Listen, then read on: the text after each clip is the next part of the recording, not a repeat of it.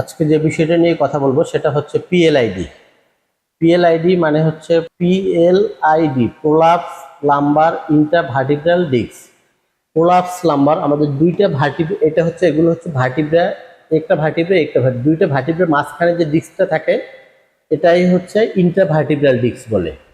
Muscle স্পজমের কারণে হোক, ফ্র্যাকচারের কারণে হোক বা ব্যাক পোস্চারের কারণে হোক, যে কোনো প্যাথোলজিক্যাল কারণে হোক, মেকানিক্যাল কারণে হোক, যে কোনো কারণে যখন মাসেলসগুলো বেশি চাপ করতে থাকে তখন এই মাসেলসগুলো উইক হয়ে যায়। উইক হয়ে যাওয়ার পরে এখানে যে ডিস্কটা থাকে, ডিস্কের মধ্যে একটা জেল, পানি জাতীয় একটা পদার্থ থাকে, জেল জাতীয়, ওই ডিস্কটা বাইরে বের হয়ে যায়। এটা কি পিএলআইডি বলে, মানে প্রোলাপস হয়ে যায়, ডিস্কটা বাইরে বের হয়ে যায়।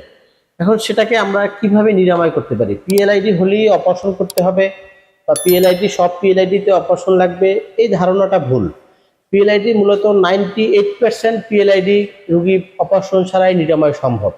সেক্ষেত্রে প্রপার অ্যাসেসমেন্ট এবং প্রপার ম্যানেজমেন্ট এবং proper lifestyle modify, proper guideline নিয়ে চিকিৎসা করলে ভালো হওয়া এবং বিনা অপারেশনেই নিরাময় হওয়া সম্ভব। ভালো থাকবেন, সুস্থ থাকবেন। Please subscribe me.